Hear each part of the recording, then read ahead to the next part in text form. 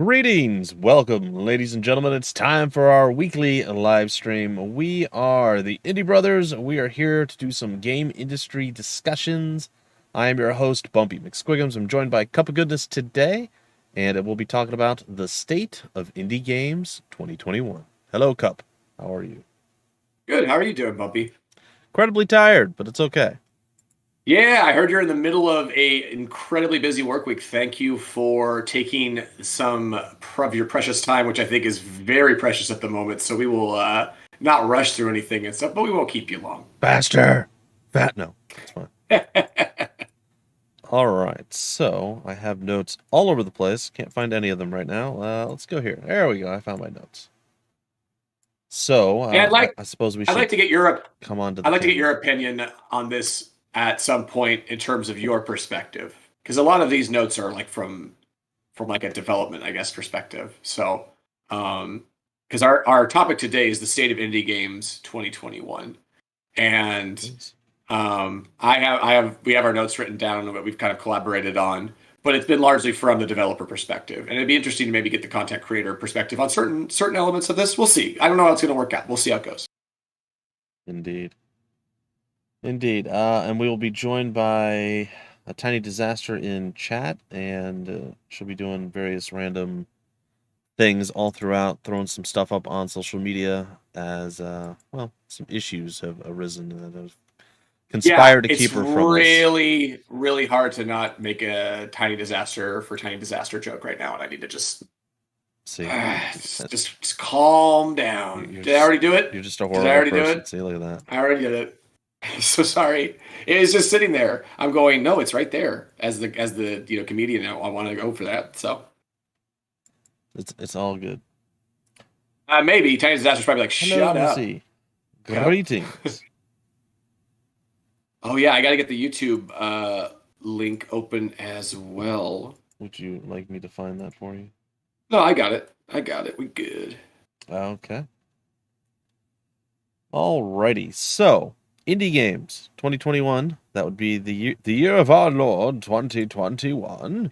We are going to be discussing a variety of topics, from other stuff, subscription options to virtual events to indie publishers, free games still have value, and so on and so forth. A whole bunch of stuff, and we'll be going through each of those points. I believe you are probably going to start us off with your first point, if you would like to jump in and do that. Yeah, let me pull I am the Twitch stream over here or the stream over here so I can see it along with the Discord. doing That 32 looks and a better. half things at once. It's the half that's key. Yeah, that half one is the thing that breaks it, right? Like breaks the wheel. So, the state of indie games 2021, there's a lot of different places we could take this. I kind of went sort of rapid fire as I was thinking, oh, we could be talking about this topic or that. I thought about kind of different levels and different kind of, I guess, sections of indie game developers, and try to go into the mindset of what might apply to, as many as possible, or moving around to different areas to kind of comment on if you're a hobbyist developer, if you're working as part of a team on a studio, if you're a solo dev, if you're making commercial games, if you're making non-commercial games. I think there should be something to benefit for everybody here. So in this conversation, so let's get started. The first note that I wrote down was subscription services such as Netflix, Xbox Games Pass, PlayStation Now, PlayStation Plus, Apple Arcade, Amazon Luna, Google Stadia, and I'm sure others that I just couldn't come up with on the spot there. The reason why I started with the subscription services as like the top point is that I think this is the one key thing that's starting to really start to like take over. Not in a way that's going to eliminate anything else that's currently going per se, but this is a very important transition in the games industry that's happening right now that as a developer you should be aware of, is that a lot of development studios are finding their funding not through premium sales anymore, but rather, major deals, or, major to them, big time deals to them, as in, anywhere between high 5 figures and like low 7 figure type sums that are guaranteed to them for bringing their games onto the service.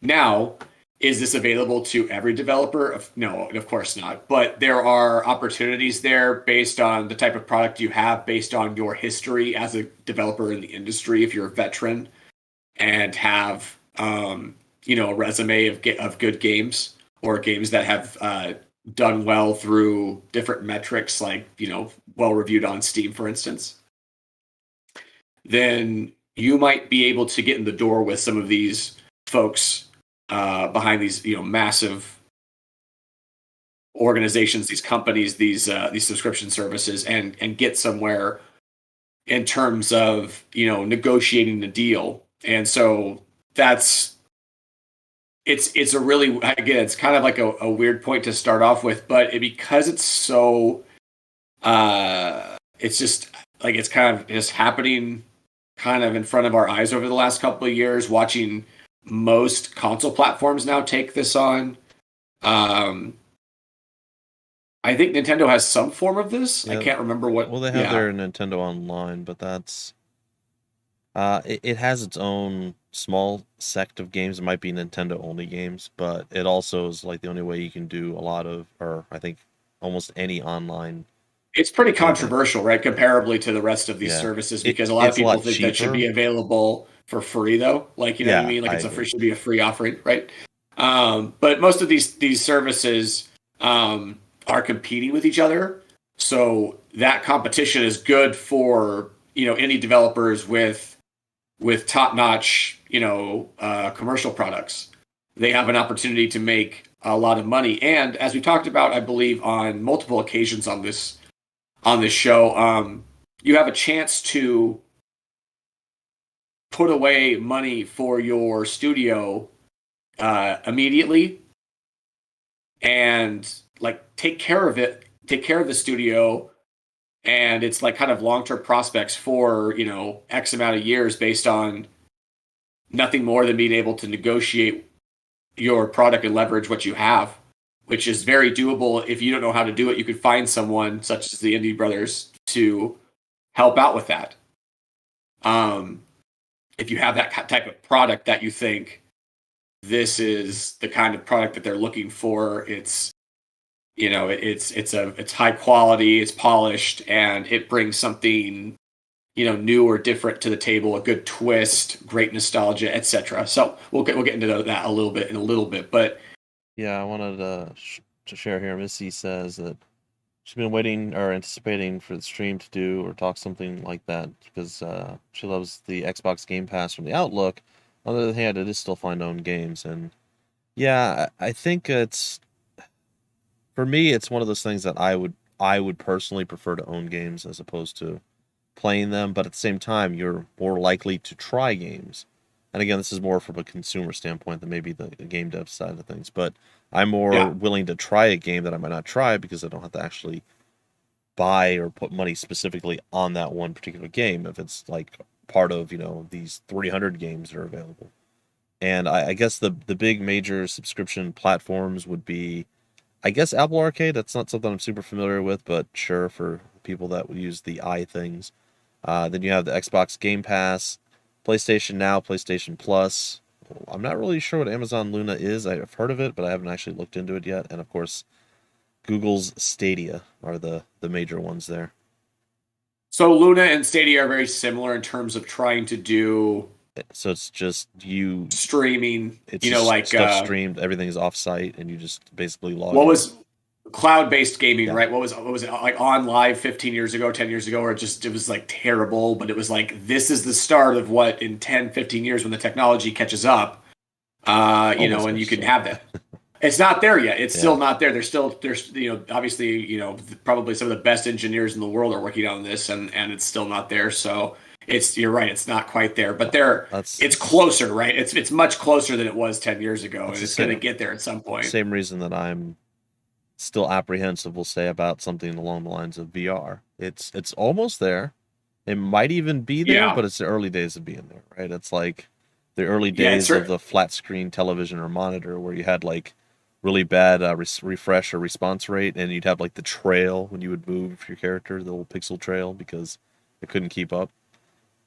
So, yeah, incidentally, if you're a VR developer, you should be definitely vying for these deals because it's really hard to sell VR games per unit. yep.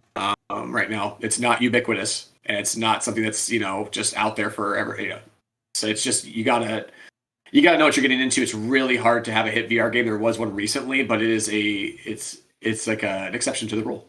So, just could you go in a little bit more detail as far as what do the developers get out of being a part of this? Because from the consumer standpoint, you're like, oh, they're just giving their game away for free. But obviously, Yeah, absolutely. there's something in it for them other than just Yeah, exposure that their game's getting. So, yeah, and it's guaranteed money, right? Like it's guaranteed money. It's the ability to say, I don't have to put my game on sale and hope I reach my sales projections of 20,000 units at least 70% of full price or whatever. Um, those are the kind of things that you can. It's good to do. You need to do those things, but to be able to take it out of the equation entirely and say, nope, we're just going to get this money up front, and whatever happens, happens. I remember a couple of developers we worked with that got great deals like on this front, and I was like, how are sales going on this store? They're like, I don't know. I don't care. It doesn't matter. It didn't care. Like it's like, oh my gosh, it's going. It doesn't really. However it's going, it does not matter because they were so taken care of before. So that's kind of where that's at with the developer side of things. From the consumer side of things, I just want to make the comment that when I first looked into Games Pass, I think it was like $1 option at one point or something like that, or like some trial thing, or I don't know what I got. I got it for cheap. And I saw that I could play all the $60 games that I would never ever buy, like just a couple of them, even like the Doom games. I was like, my jaw was on the floor. I was like, what? yeah. Can I just keep them? And they're like, yeah, I mean, as long as the subscription service holds up. I'm like, yeah, that's true. The platform can always disappear. It's always a scary thing to think about. What if Steam just disappears one day, right? Like, Yeah. so, I mean, it's probably not going to happen, but it is a possibility. So it is something to consider. But even if the games were taken away, it's like, that's pretty good. It's a really good deal to consumers. Consumers do not want to pay, I think, by and large, they do not want to pay for premium products per product. Not to say that you don't, saying that by and large, the majority of consumers, I think, are shifting or have already shifted over to this. Give it to me for free. And it's like, okay, if they're just going to get it for free, is there a way we can still get money out of this? Is the idea, right? Like both for the developers and for like the platform holders. Like they're like, we have to get a subscription hit so that they are still paying us, but then they just get access to this content that it's not quite free, obviously, but you get a gluttony of content for that subscription payment each month. Like in terms of what we're talking about with, but just using Games Pass as an example, like it's a gluttony of content, and Xbox was basically losing a lot of the fights that they were in with other consoles, and so it was a really smart move by them, right? Like it's like what? You're giving everybody like this much access, like to these games. That's pretty crazy. And so that was on the consumer side, it made a lot of it just like it made or on the business side, it made sense for Microsoft to make that play. And they've tried to say we're gonna up. I think at one point they said we're gonna up the price of Games Pass, and everybody was like, "We'll mutiny," and like Microsoft's like, "Okay, we won't." So like, they're in kind of like they made a savvy business move, but they still want to be ruthless, and they're trying to be that, and they're playing that game a little bit. But in the meantime, it's really about developers just saying, what are the opportunities here, right? Like instead of being frustrated, like there's a lot of indie apocalypse talk in the last like 3-4 years due to this stuff. How can it benefit you? How can you get to a place maybe where it benefits you if you're not there yet? Because again, it's not going to be for like a brand new developer unless they've done their homework. They know exactly how to get like a, marquee game developed and, put into a place like, Fall Guys level of precision in terms of, pre-game, pre-development, kind of mapping out to go, this game is going to be a hit. And there's just not, and a lot of people just can't do that. That's just not something that people are like, not a lot of people are going to be able to do, especially if they're just starting out. So it is something that has to be kind of earned through. Hey, what's up, T Garo Bike 16? I do not want to become famous. But sorry, saw the spam comment. But yeah, it's Apple Arcade is really is like you said, it's not big for something that you're into, but there's all the iOS people. Apple's spending a ton of money on that side right now. And that's where you got to look if you're a developer is kind of care about the business enough to go, what platforms are investing, into bringing new developers, new games into the fold. So like Netflix is like kind of like is like the new kid on the block, right? Like it's like, oh, Netflix is getting into games now. This was something that people thought might have happened years ago and never did. And now there's not really a ton of information about it yet, although there are a few articles in terms of why they're getting into it, what they're going to do, but it's like it's not clear exactly how that's going to look yet. What's up, Quintuple G? And so, Netflix is like the new supposed possible potential golden goose, but nobody understands exactly how to go about getting their game on that service yet because it hasn't. I don't think the organization itself, like Netflix itself, knows how or hasn't gone forth with that plan yet. So when that happens, you would imagine at some point the inner circles, developers start chatting with each other, and you start getting the info, like I have before in certain cases that, if you want to have this conversation, this is the person to have. A lot of time, like a person on Twitter or someone will emerge, VP of sales, VP of development relation, or like developer relations or development relations, whatever that, something like that.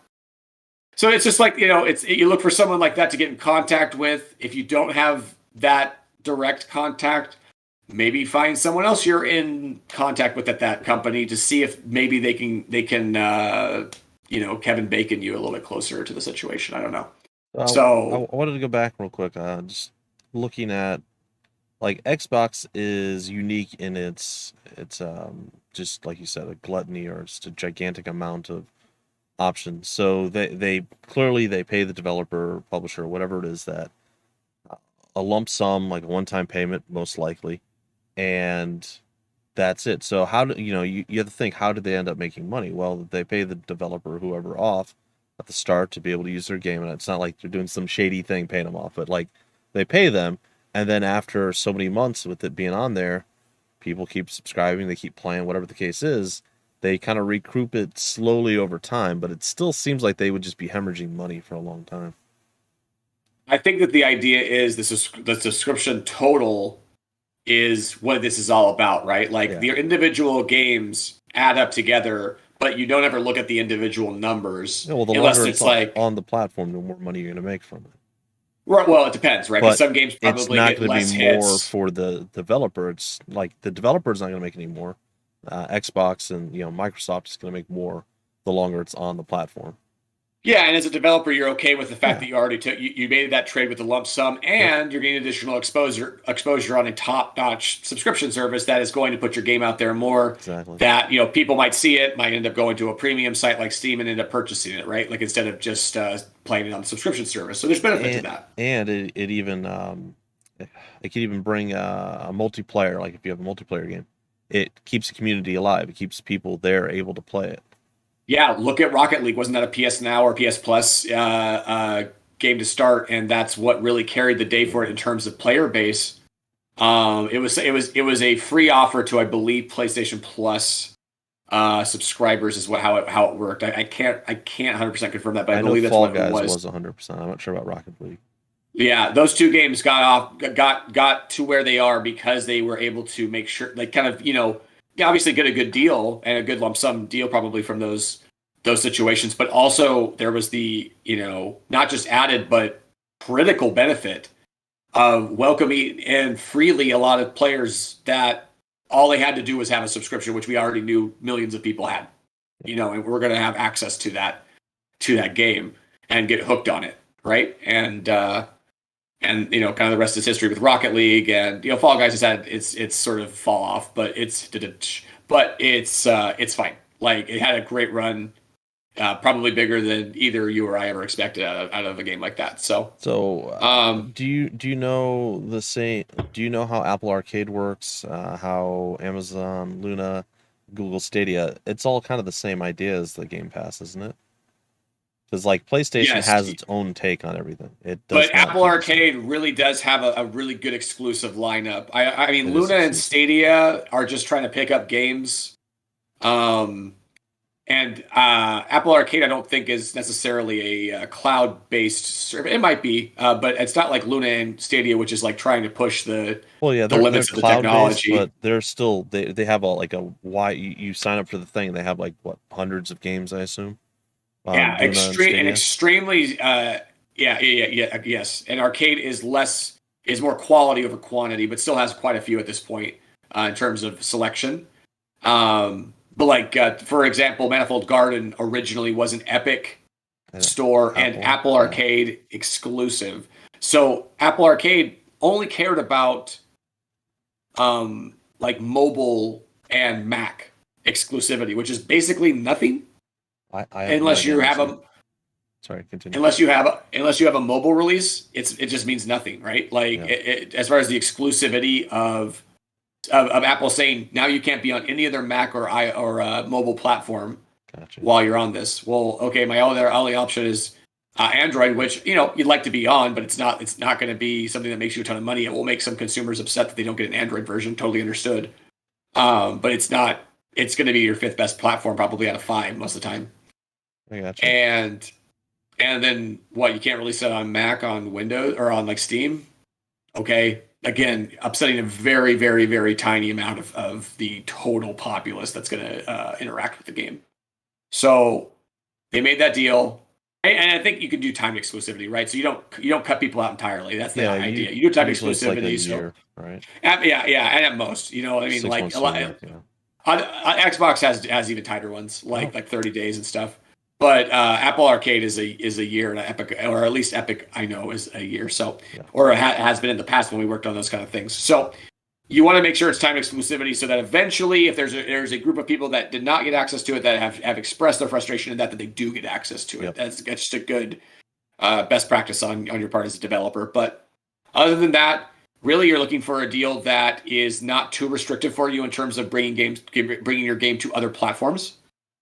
So if you make a deal with Xbox Games Pass, what does that mean for you bringing the game to Steam and PlayStation and Switch? You want to make sure that it's up to you to negotiate it, right? If they ask for certain things, you can either accept that, or you can say we don't accept that, and here are our terms. And if you are willing to walk away from the deal, that's bigger leverage. That's better leverage for you, right? Like, you need to be, if you get to negotiate the terms that you exactly want. If you really need the money, then you might need to just go with the exclusivity that they ask for and kind of deal with it. But again, you shouldn't just give them exclusivity in perpetuity. That's nonsense, and it's not something that's industry standard. Definitely not. So the final one that we really didn't touch much on is both the PlayStation Now and Plus. I think PS Now or PlayStation Now was kind of a not necessarily a direct result, but to compete a bit more with like the Xbox Game Pass, because you get a wide range of games. I thought most of them, and it still might be most of them, are games from like PlayStation 3, PlayStation 2 era, like older games, where you're able to play them on like current gen consoles. As it might be a streaming service. Actually, I think you stream the game somehow through PlayStation Now. In addition, they've had PlayStation Plus for a long time, and that basically saves you money on a bunch of deals or stuff already going on sale, and you get like a couple, sometimes a few more, like 3, 4 games a month that's free. And if you have PlayStation Plus, I think you can keep it, but I don't think you need to keep the subscription. So like you can sign up, get the free games, and then stop. But it's been a long time, and I have no idea if that's true or not. Are you familiar at all with PlayStation Plus, PlayStation Now? So my understanding from Now is more like the Stadia and the Luna in terms of it's just a streaming service of games, Yeah, subscription based, and then PlayStation Plus is like more like Games Pass in terms of here are the free games that you have offers for this month. You must download them or interact with them. I think this month to keep them on in your library. I don't know if that's maybe that's not true. Actually, I don't think that's true. But it's something along those lines. Yeah. But I think but maybe that's not even true at this point because I know Games Pass basically says if it's on, it's on. Yeah, but Game Pass, there's like a million games. You can play a bunch of them. With PlayStation Now, it's a select few. So it's probably like it's also similar to like maybe Humble Store, which gives out Humble Store gives out free games every month as well via their Humble subscription, which we didn't mention Humble subscription as well. So that's another option. We're about to hop into the next point. So I just wanted to kind of touch base on all of the different platforms we mentioned. Couple comments from the chat. Google Stadia, you have to buy most of the games, right? They offer only a few games with their subscription. If you know that's true, then that's probably true. I'm not actually. Sure. I haven't looked at the front end of Stadia. I saw when Stadia launched, and it was dire. We'll say it was dire. Saw a lot of videos where somebody would be like, "All right, I'm going to jump." They'd click a button. 3 seconds later, the character would jump, and So Tiny Disaster says, yeah, that's not good. Tiny Disaster says, you see it in TV too. Anyone looking to start a subscription service knows the upfront investment will have to be huge in order to entice people over. You got to have a ton of money, and you got to have a ton of acquisitions with that, or make a ton of acquisitions with that money that are high quality. That's what Apple has done with Apple TV and Apple Arcade for sure. I mean, though you cannot deny that they have spent a ton of money to get really good products on there. I don't subscribe to them. I wish I had access to them, and I don't. Like everybody's saying with the soccer one, like I can't remember what his name with the U.S. Football coach is really good, but I'm just gonna have to wait. So it's one of those things. Ted Lasso, everybody loves Ted Lasso. Everybody and their mom loves Ted Lasso. It's incredible. Tiny Disaster. All right, we gotta move on. We gotta move forward. Yeah, I'll stick with Psych. That's fine. All right. Still so there's still obviously the standard premium options, and there's even kind of services or like you're saying timed exclusivity with these other platforms.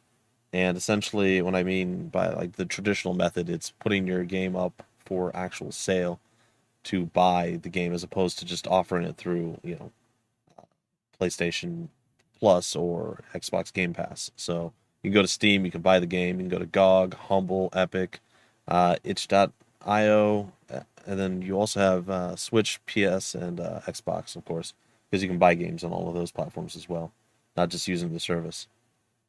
Right, and that's an important thing to remember, right, is that not everybody on those platforms subscribe to the, plus extra game access, etc. services or streaming services that those consoles offer or those platforms offer.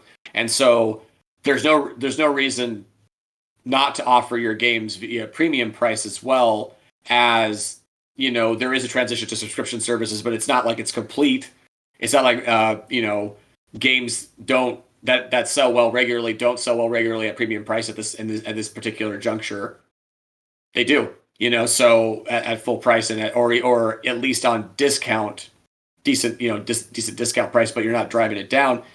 And you're just adding revenue to your pot if you can kind of make the right deals with that, right? Like there may be some recouping on some platforms, but you imagine like if you have the ability to do premium sales on top of a subscription service deal, you do it because that's just adding more to the pot. So yeah, you mentioned all the platforms. Just to go over those more like in kind of in detail, just a little just quickly. It doesn't have to be that much in detail. Steam though, Switch, PlayStation, Xbox, kind of the big four. As far as the major four platforms that I think are fairly ubiquitous, maybe not like fully, but if you think about just the gaming industry at large, gamers and general consumers at large, those are the kind of the major four. Steam games and the Steam audience are games made for the Steam audience, versus games made for the Switch audience. We've seen a vast difference in that, Bumpy, just through our work over the last couple of years together at Indie Bros. Yeah. There are some games that you go, man, this is getting no traction whatsoever on Steam. And I guess that just means not going to get any traction anywhere, and yet it has a really, really, really good Switch launch. And you're going, okay, there's different audiences here, Yeah. And different expectations as well, right? For Steam, I think the Steam audience expects you to kind of go along with the favorites and best ofs on Steam, which usually are service games that are updated constantly, or have replayability to the nth degree. Well, here's one of the, I don't want to say the problems, but you know how everybody likes to say, oh, the PC master race, which has always been a stupid phrasing, but everybody says PC gaming is the best. And the reason for that is if you're in any console, no matter what console it is, you have, sure, a handful of exclusive titles. Xbox has them, PlayStation and Nintendo do. But beyond that, the just sheer amount of games, when you compare it to what you can get on a PC, it's just infinite. It's just so small. It's just such a tiny amount. So it's really hard to, have this giant platform of the PC and then try to get a game out that, it's one in, 200,000 versus being one of maybe 5,000. So it kind of makes sense. Certain games succeed more on like a Switch or, so on and so forth. Right. And it's just, I think it's also like, to your original point, it's just, there's limitations on consoles that you just don't have on PC. You can mod games on PC very easily, comparably to, very few options for console. And developers make games on PC. Yeah. You know what I mean? Like that's where you start. Even if you make a console game, you start on making you start with PC. And why not do a PC release as well? And you're not dealing with Steam is not the same as dealing with Microsoft, Sony, or Nintendo in terms of the approval process. Yeah, that's true. There is an approval process, but it's much simpler with Steam. And it's not something Valve's trying to stay out of the way largely. Yep, they're like pay us money, do what you want, basically. They still have an approval process, but it's very automated, or it's like you send it off, you get a couple of days to give them a person, one or two people that are just going through. Like, I mean, kind of imagine a lot. Yeah, so could you imagine? Oh my god, there's gonna be so many. So, and unfortunately, they probably see some horrible stuff. Yeah. Because they have to, and I don't just mean like bad games, but like things that you stuff too. They do, but censorship does reign a little bit, and they do have to probably reject some stuff. But I know they do. So, because otherwise they would probably get sued, or government. I don't know, man. There's been some outrage. I'm not gonna get into the details, but I've heard tell that Steam has had to pull games from their library or whatever you want to call it, off the store pages and stuff because people are like, "How could you possibly sell this?" Oh, they've let them through. Yeah. They've let them. There's definitely they've let them through. But I guarantee you, they're rejecting a bunch of just like things that they're like, this would make this site look really, really bad really quickly, even though they already have that to some degree already, like you said. Yeah. So, but that's the choice they're making, and I'm guessing the end goal there is revenue, and they're making more revenue now from those kind of things. So, but other than that, you look at some of the other options you have. You have Humble Store, Epic Game Store, itch.io. We've kind of discussed all of those platforms in the past, but just to go over those again, GOG is no Steam keys at all. GOG.com is its own DRM free offer of the game. Well, not offer. I mean, you still have to pay for it. I mean, offer through a purchase offer. They used to not really compete directly with Steam because they focused on the GOG is good old games, mostly on older titles, but that's not the case anymore. They get a very large amount of the new games too nowadays. Yeah, and they also, they paid to have old games updated for new Windows machines and PCs and stuff. But the twist for GOG is kind of that they, sorry, I was about to sneeze there, so I had to hold that for a second and just see what was going to happen. We're through it though. So GOG, they had this thing going of DRM free, right? There was that was a very important thing, but it's really not anymore. I think it's probably through. I mean, it still is to a lot of people, by the way. It is, but I think Steam at large has kind of proven out that it's not a big issue, and or it's just been there and you kind of have to deal with it if you want to play a lot of games that like some of the best games. Yeah. Like you just have to kind of deal with it. Yeah. Honestly, it's one of those things that, people are like, oh my God, it's the worst thing in the world. And then you're like, okay, whatever, I'm going to try it. And it doesn't affect you at all. People just make a big deal out of something that was never really a big deal. Sure, you want to have, more control of your stuff. You don't want other programs running to, spy on you or collect information or whatever it's doing. Yeah. But does it really matter? Probably not. I totally get the principle of if you have a principle towards freedom, especially with like consumer freedoms and stuff like that. I don't reject that at all. But it unfortunately, like a lot of things, there are some unstoppable forces in this world. Yeah, I know. And you have to kind of either accept those unstoppable forces, Amazon, Walmart. Like, not to say I'm going into Walmart all the time, but I'm saying I'm not going to reject going into a Walmart at like 3 a.m. if I need something desperately. You know what I mean? Like, I'm not going to just on principle not go into a Walmart, even though I'm pretty much against everything that Walmart stands for or is about. Speaking of that, way back in the day, and I've been a person who's bought and built my PC for, God, I don't know how long, 10, 20 years at this point. And even before that, my father would help me build a PC. Anyway, so I've always had built PCs, very specific about what I want in there and this and that and so on and so forth. World of Warcraft, when I finally played that for the first time, my video card couldn't handle it. It kept shutting the computer down. I play it for like 5-10 minutes.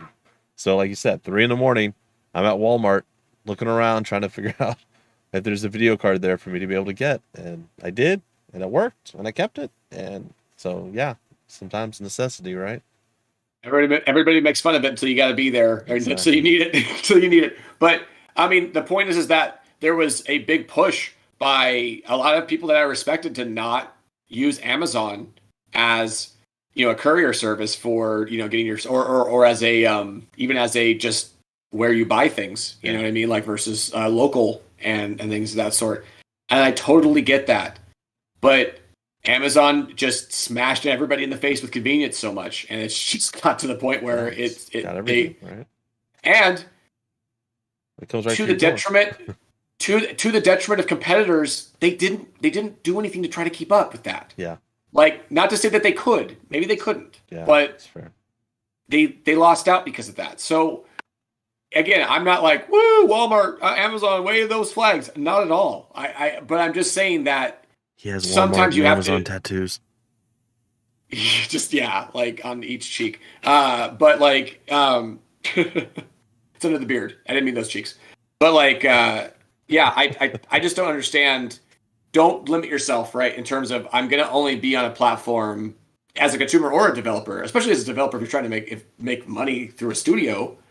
You can't limit yourself to saying, oh, well, these platforms restrict certain freedoms, consumer freedoms, et cetera. So I'm just on principle not going to go with them. Okay, you can, but you're not going to go very far probably with that. So as far as your goals, so there's don't be conflicted on that front. We're moving on. Other lump sum opportunities still exist. We talked about this before with Epic Game Store. They do offer an exclusivity. They're not a streaming service. They don't offer games for free. They do. Well, they do actually. They do have like a home store. Every week or month? Something like that. A week? Yeah. So they do, but mostly they're just a regular store that's selling games through, premium prices. So they have that gimmick that is really important for them because they're just a premium store that are selling games at full price or at discounts. That's just competing with Steam on an area that Steam has already won. It's dominated for years and years and years. So you have to have something in addition to that, right? And that's kind of what Epic brings to the table there. So Epic offers lump sums in that front, but they also offer it when I say they do, that means that they have in the past. They can change their stance on this at any time. And, we don't know until we find out or whatever. So I don't want to make statements for a massive company that I don't work for and only know, X amount about. But just to point that out. But like, in our work with them in the past and what we've seen with them just publicly in the past when they work with other games, free games and even and exclusive games that are sold at a premium price. Those still a subscription. Remember how that we were talking about the lump sums earlier that you can get with the subscription services? That's still on the table potentially with Epic. So, what's the right thing to do for your kind of game? Is it a game that's already been out or released on another platform? Then the free game thing might be the way to go to try to make that work. Otherwise, then you might have something like if you have like a new product, then lump Epic in with those other subscription services we talked about earlier in terms of suitors that might be able to pay you big for your game up front. Humble Store, I think, kind of qualifies as well in the same departments, right? They'll pay for exclusives, but they'll especially pay for free offers on their Humble subscription, Humble Plus. Yeah, I don't know what yeah, I it's called. suppose. Yeah. I say they don't. Do they really have anything exclusive? Because aren't all of their codes? I think I might have gotten a few that weren't actual Steam codes, but most of their codes for Humble. My point is that they're probably free games. They're also publishing as well, which we'll get into as well. So they're an indie publisher as well, which we'll get into down the line here. So going over those, the only one I don't think I may have mentioned is Itch. Real quick with Itch, that's a great site if you're getting started. And if you want to offer some ancillary or get some like extra revenue, and offer like some folks who are not interested in buying everything through Steam, Itch definitely has an audience. And if you have like a narrative, free game, not a replayability, not high replayability, Itch probably serves you better than Steam in a lot of ways. Interesting. There's other stores as well, but yeah. Yeah, what we've got like Green Man Gaming. There's a few. Green Man Gaming, Fanatical. See, and there's some that I haven't even heard of, but yeah, but those are the big major ones that you could even. I don't say this because I know Itch has done a lot of great things for everyone all around, but they're almost kind of like your baby's first store, essentially storefront.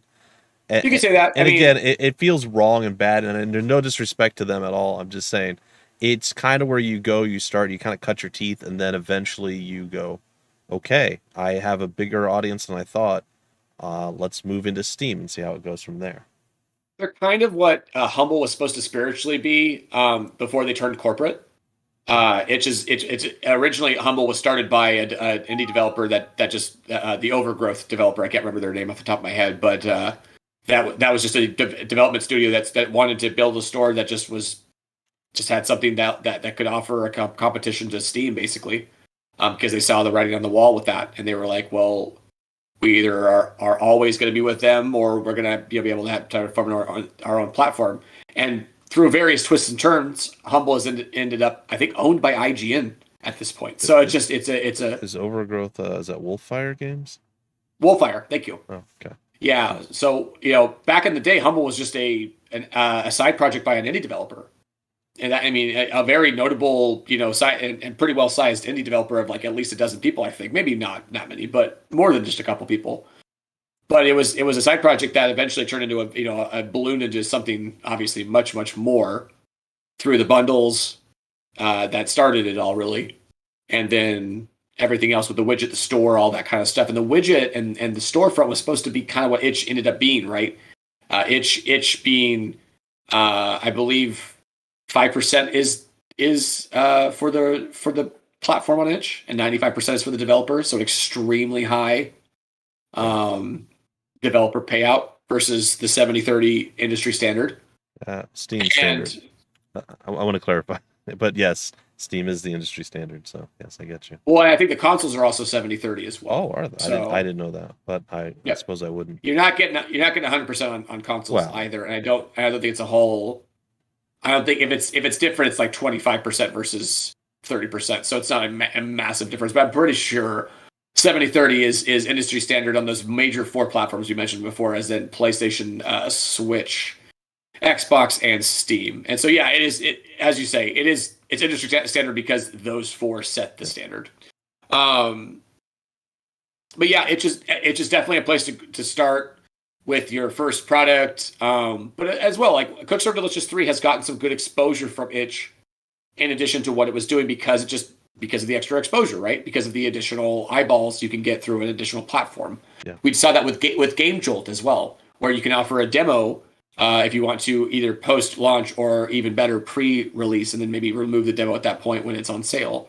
Because you don't really want a demo competing with a purchase button on the same page necessarily. We've discussed that in the past. But it doesn't mean you can't have a post-launch demo. Just got to know where to put it. So let's move on. Successful games of the current era. Successful games of the current era. There's no such thing. There are no successful games. You're the Indie-pocalypse flag waver. Everything is bad. It's a lie. No success. And it is. It's not a bad stance to look at the market and go, wow, this is really tough. Man, there's a lot of competition because, yes, there is. And you have to understand that getting in. You can't just think, and we'll get to this point later. We talked about how Bumpy and I had a healthy disagreement about whether marketing was essential or extra, and it turns out it's an extra that's now an essential. So we found out that it's kind of both, and the reason why is because it is so darn competitive. We'll get to that point in a little bit here, but let's talk about successful games of this current era and what they're doing to be successful. Other than what we've talked about so far on the business side of things, because you can clearly see some of these games are successful because they have business savvy behind them, because they have developers that understand what they have, what they're able to leverage. That's half of it for sure. But then, let's talk about what actually some of the good games look like. What are they doing out there, and what are some examples? So, three notes I made: something that's nostalgic with a twist, that hasn't maybe been done in a while. Something that's not completely, been popular maybe for the last several years for one reason or another. Make sure that reason isn't because the game genre is dead and not interesting and not something that people want to play anymore. But it might just be that there's a renaissance for roguelikes at one point, and then all of a sudden city builders, and then all of a sudden, just different things like that you'll see kind of happen. Multiplayer co-ops, local co-ops, things like that. So something that's nostalgic with a twist is like a game like Death Trash we've talked about in the past. Death Trash gives you all the vibes of a old school Western RPG, PC RPG. Got Fallout vibes. It's got really good art and animation that reminds you of some of your grittier pixel and games.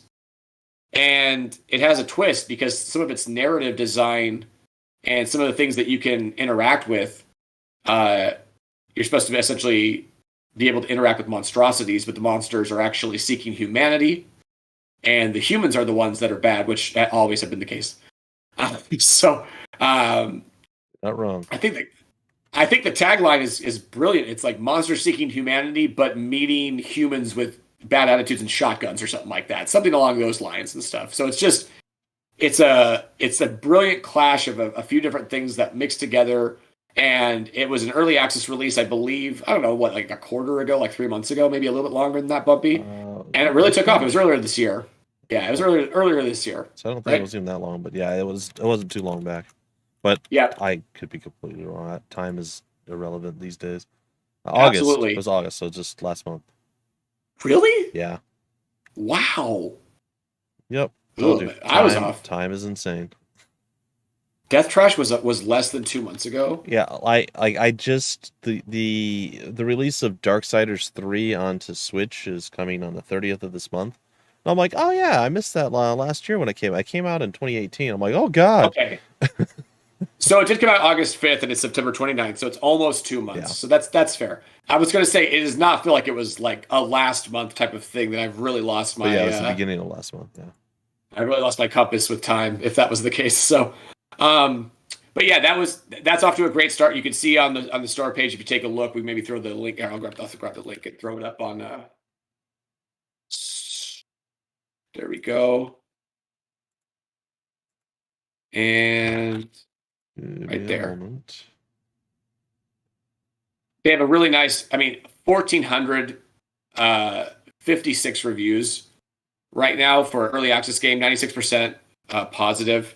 It's a great base to start off with. They likely made already made the revenue goals and expectations, maybe even for 1.0, and now they have a 1.0 to look forward to as well to beg additional funds.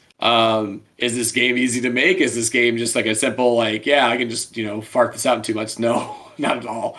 Like, I mean, this is obviously a work of art in so many ways, and just like other games we've represented and looked at, like Manifold Garden is not something that just popped into existence, as Bumpy knows. It was, I think, 7 years labor, labor of love and that kind of stuff. I mean, no, you don't have to spend 7 years on a game to get it to the heights that you need it to, but there's time that needs to be put in. You understand that there's certain levels of quality. What do you mean there's no screen up? Sorry, Missy says on YouTube there isn't a screen up.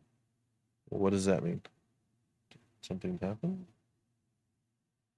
Oh, she's probably saying waiting for us to put the Death Trash YouTube store page up. I think that's what Missy's saying. Okay, yeah, She also said there are so many successful games. Okay, not sure how much money they make, but as a consumer, it is amazing how many great indie games are releasing. Yeah, it's a great time. It's just that it's like some of your favorite artists out there in other mediums, or like, I don't know. This is probably a bad analogy, but my head's in it. So like UFC fighters that beat each other to a pulp, they barely get paid enough to get by. When they retire, they don't have a pension plan or anything like that and stuff. So indie developers have to take care of themselves, right? They have to be really smart about how they're going to release their commercial games and not get, a dud or get fleeced. Oh, no apologies needed, Missy. It did sound like I was referring to the store page, like in a way that was on stream. So no worries about that at all. It's a work in progress. I was actually preparing the thing for next week, which I got up. I'll give you the link at the end. So, is it not ready yet? No problem then. We can keep moving. The store page will be up here in a second. Okay, cool.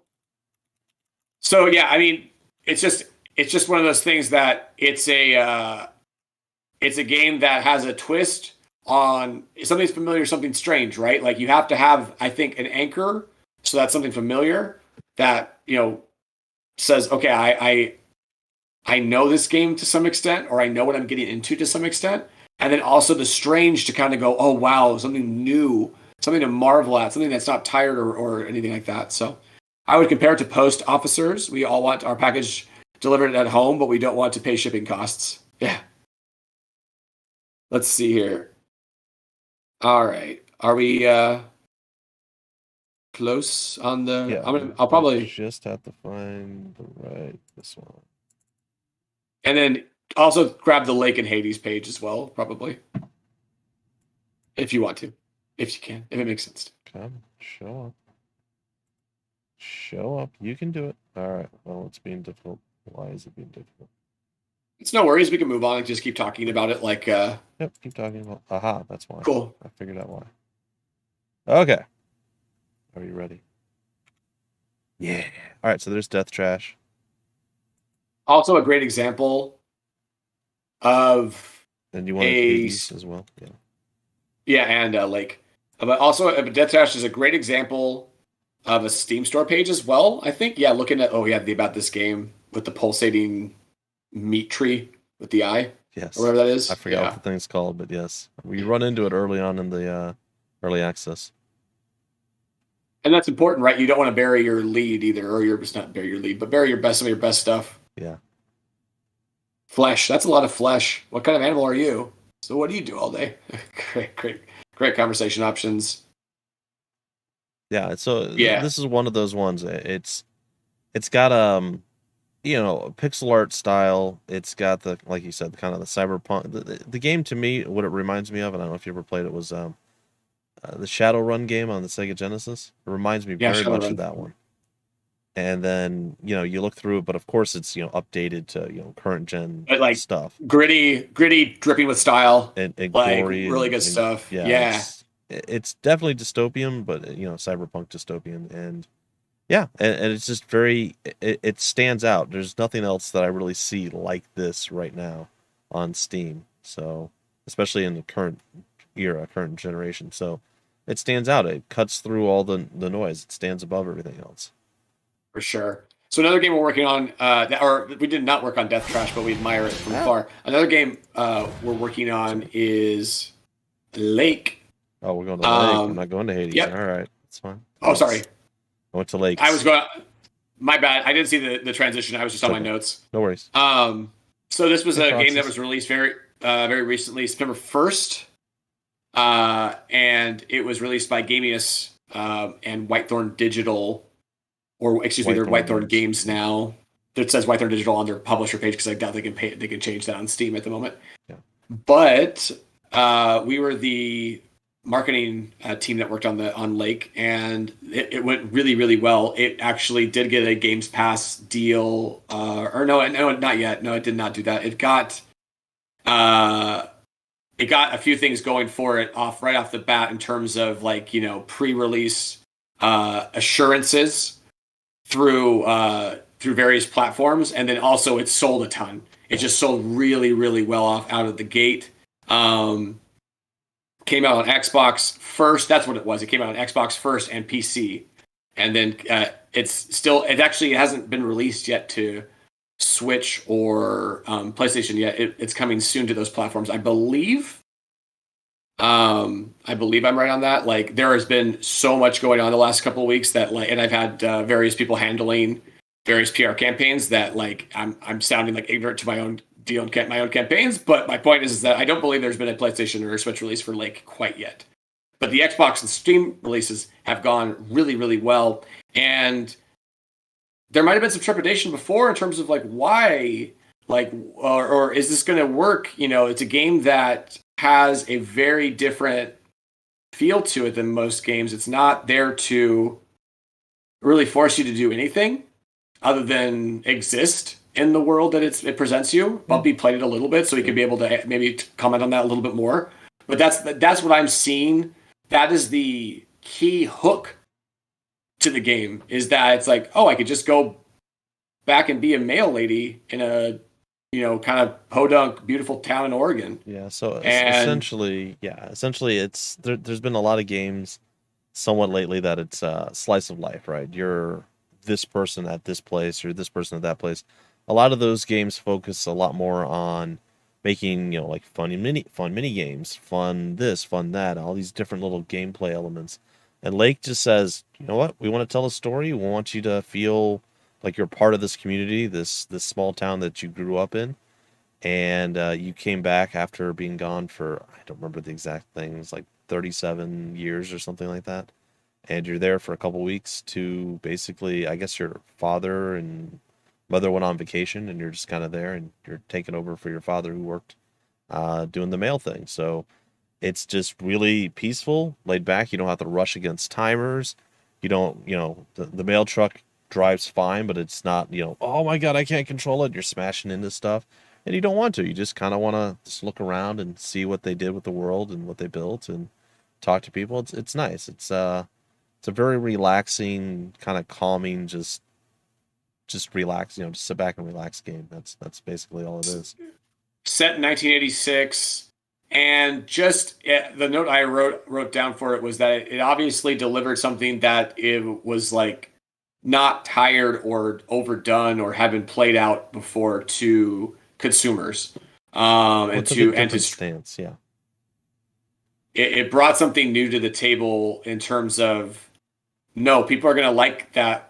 This is kind of the vibe of the game, that it's kind of just low key and you just, you know, kind of exist in that. There's a lot of consumers out there that are looking for that maybe didn't even know that they were looking for that kind of game, and when they got to play it, they went for it. But if you look at it right now, it's very positive with 716 total reviews on Steam. It's actually 82%.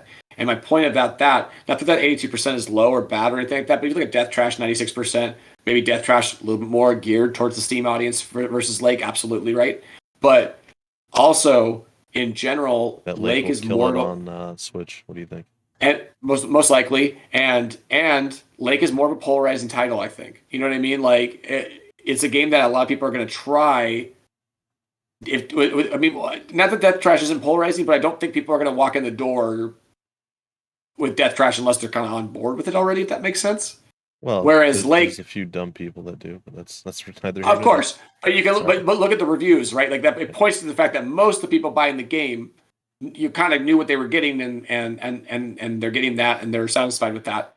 And with Lake, there's a lot of reviews that are coming out that it's just like, because this isn't a regular game, it's actually receiving lower marks. Like, Yeah. it's actually getting like less marks because it's like, it's not what I expected. It's not delivering on this front. I just, if I'm not the kind of person that likes to roam around in a world just aimlessly or with purpose, but still nothing major happens because of it, there's people that were like actually upset about that, and reviewers, like not just Steam store reviewers, but Metacritic reviewers, right? That were, if you look at Lake's, coverage, it's very polarizing. Yeah. Versus, I think the people that would cover Death Trash, the people who didn't want to cover or don't want to talk about Death Trash probably wouldn't talk about it, or like aren't into it, like they wouldn't talk about it. But actually, people who weren't into Lake still played it, still reviewed it, etc. So there's an interesting aspect to that. It's maybe because Lake got to a certain, I don't know, like level of legitimacy or kind of viral nature in the eyes of certain folks. I'm not sure how it worked, actually, to be honest. I like to every once in a while just look at the negative reviews and just kind of roll my eyes. So one of them here is it's saying the game has there's charm to the game, but the characters are kind of dull and it's quick to play. Well, that's the point. It's supposed to be quick to play, and the characters aren't supposed to be larger than life. It's supposed to be a very by the numbers. You're going around talking to real people, Right. but like that's the point, right? Yeah, and that's the whole thing. I think you have to accept as a developer is that people will negatively leave a negative review based on their perspective purely. They do not have the ability to empathize a lot of times, Yeah. or will choose not to readily. And the game, again, this is a natural thing, right? Games aren't for Everyone. Yeah. everyone, right? Like there's going to be some can't people please that just everybody. don't like your game, like, and that's a normal thing. So you're going to see negative reviews, no matter what. You're hoping to see that the negative reviews are kind of unreasonable, or that kind of rhetoric where it's like, okay, it just didn't hit with this person, right? But it's hitting with 98 out of 100 or 92 out of 100 people. Yeah. You know what I mean? Like you got nothing to worry about, really. So that's part of the game. So here I am going to go into one of my little, it's a mini rant, but one of my pet peeves, I suppose. When you're reviewing a game, even if it's not for you, that doesn't mean you can't recommend the game. Because now I've read a couple reviews like this, and it's infuriated me, and it's stupid, and I know it doesn't matter, but they're like, oh, the game did this right, the game did that right, it's really fun, or I could see how it'd be really fun. Oh, this looked really good, and literally nothing negative at all about the game, and then it's like not recommended. What? And it's like, well, it wasn't for me. Okay, just say this game's good. I recommend it. It's just not my style, and say that at the end. Like, why would you not recommend a game that you found was really good, just not something that you yourself liked or enjoyed? I feel like people don't understand what a review is versus whatever that would be considered. The thing that hurts the most to me, that does hurt a little bit, but the thing that hurts the most to me is the negative reviews that are largely positive. Yeah. That say like, man, this game, it was really everything I wanted it to be. When you start a review like that and it's negative, you're like, are you sure you couldn't just put some gripes in on the positive side? Yeah. Like, I would rather you say this game was 98% perfect. So because of that, I'm going to positive recommend and mention the 2% that I didn't vibe with or whatever. Right? It's astounding. But it's always the other way where you're like, you loved the game so much, and because of one minor thing that it didn't connect with you, you're now leaving a negative review that as that Tiny Disaster that actually impacts me. Yeah, it really disturbs me a lot when people are like, "Oh, this game was great on all these fronts. It just wasn't for me. Don't recommend."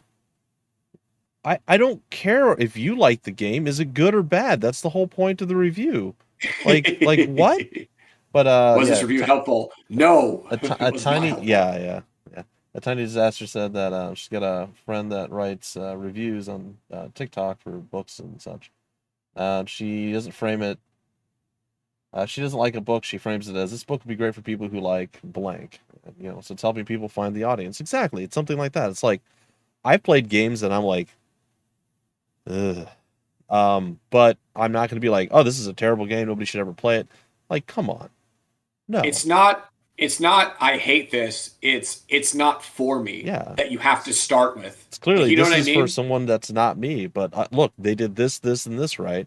If This you looked think really that cool. every medium of entertainment is supposed to cater to you, then you need to, that's a check yourself moment. You know what I mean? In terms of understanding of how entertainment works, all that kind of stuff. Well, it's the same thing as negative comments and like non-constructive negative comments and like, well, do they still? Yeah, they still have thumbs down and stuff on YouTube.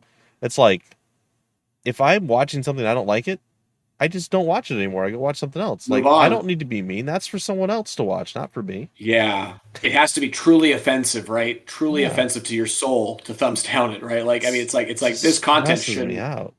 Yeah. And it's not just like if they do it to me, just in general. I just see people throwing hate at everyone. Like every comment section has somebody who hates in it somewhere. You know, it's just like, guys, stop it. There's no reason to be like this. And Tiny Disaster, you're absolutely right. If a product is not up to snuff, then it deserves to be negatively reviewed. There's no debate about that. It's always this. What we're talking about specifically, and as I know you know already, it's all these 90% plus games that just can't get to 95 or 100 because it's just there has to be this, dozens of individuals that make that choice. That make that choice to say no, even though this game was actually pretty much exactly what I wanted, except for this, or this game wasn't really for me to begin with. I'm going to take the time to leave a negative review, or I'm going to post a negative review instead of a positive one. Missy makes a good point as well with, and a lot of people have asked for this, are just kind of neutral reviews, like, it wasn't for me, didn't like it, didn't hate it, type situation. I feel like that would still somehow negatively impact the way Steam would like view it, though. So I don't know if that would really help. I know you get less positive, but would you get less negative would be the question, right? Like, and you hope so. You hope that if you have any shred of hope in humanity, just one little thread, maybe not like all of it, but just a little bit, you'd hope that some of those negative reviewers could be swayed to go neutral when they saw, oh, there's an option here that lets me express my frustrations or gripes while still giving the game the credit it deserves, right? Like at that point, like I would take. Like how I'm just thinking how you would score. It would be like a negative one, and then a 0. Like probably a 0 because neutral would save me from your negative because then I could still be 99% right with your neutral. With your neutral, is not going to affect me on my positive. Yeah. So it only if you make the choice to go from neutral to negative does it really poorly affect me if I'm already going to be a 90% plus game to begin with, which everybody should try to strive for, but at the same time. It doesn't. You're not going to necessarily have a game that goes exactly with Steam's audience all the time, and that in Lake's case, you can see that to some extent, right? Like it's just not exactly for Steam's audience. It's still selling great, so that doesn't mean that it's not going to sell great. But expect more, controversy post-pack, etc., etc. Okay. Missy makes a good point too. If everybody put positive reviews, it would water down the meaning. It wouldn't mean anything if everything was just 100% all the time. Like, I get it. But it's both Cup and I are more specifically irritated or irked at, a specific game doing a lot of stuff right, and then just like one thing, like I had to hit the F button instead of spacebar for this, and it made me mad. So I'm giving it a negative review. Something silly, something stupid, or something small, right? Or bad expectations set, right? Like it's like I don't like roguelike games, so Tome was not for me. Therefore, I'm giving it a negative review. Why did you buy the game, man? Or even leave the review to begin with. So it's tough. Sorry, it is a frustration, but it does exist, and you have to know that is a thing that is going to be it's going to affect in some form or fashion. Hopefully, not significantly. Usually, if you're up that high, that's part. Like I said, it's part of the game anyway. So, I don't know. Let's get over to Hades real quick. I just wanted to make that comment about Lake because it's different than like Death Trash in that you're going to have some people on Steam that just go, this isn't Steam, kind of stuff. So it is what it is.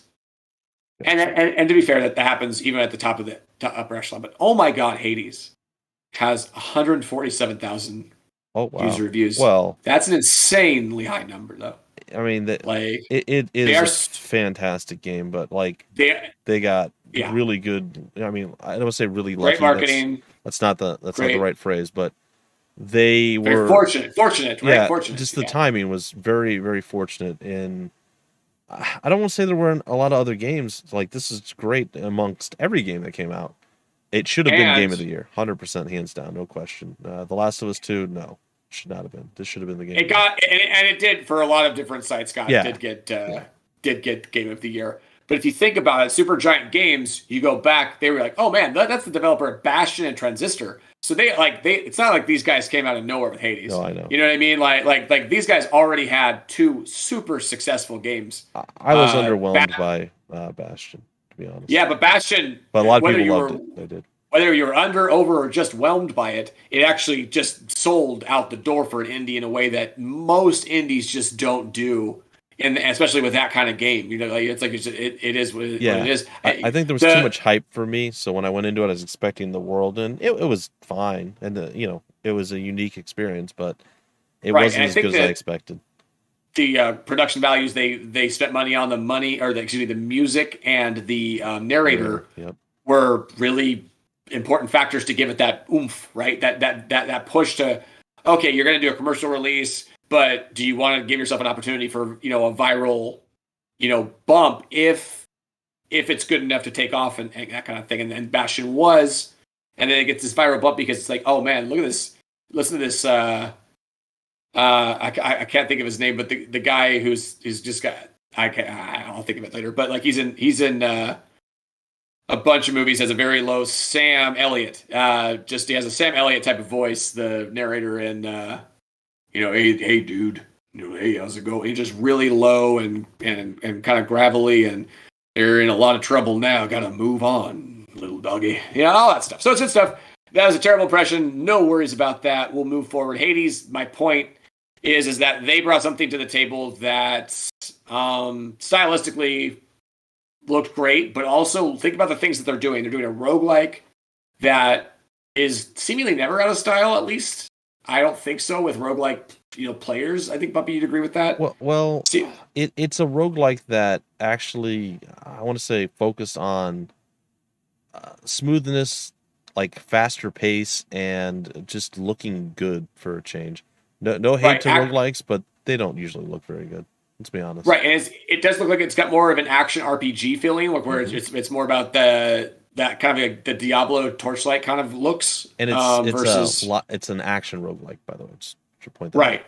Action roguelike is as it says in this first user tag, and then finally, I don't know about you, but I'm like a huge fan of Greek mythology, and like I love that section in middle school, high school, those sections, and the fact that it takes that and runs with it, that's what it does there is it takes like again. Roguelike, something that's really, kind of, I think, fairly evergreen in terms of its popularity, or at least a twist on the roguelike, right? Like you said, action roguelike, but not Binding of Isaac, very different than Binding of Isaac, right? Like Binding of Isaac is an action roguelike as well, but it's nowhere near the same like as Hades. And Hades also says we're going to bring in all these Greek gods. we're gonna go for broke on the voice acting. Yep, high quality voice acting, phenomenal visuals, amazing soundtrack as always. So stream worthy, meme worthy, right? All that stuff, and really difficult. And it takes off. It takes off in a huge way that it basically makes it all worth everything, every little penny that they put into that game and to make it go big. The writing staff is good too because there's always there's serious story oftentimes this that and what have you, but there's always a bit of brevity, always a little bit of lightheartedness in there, jokes like.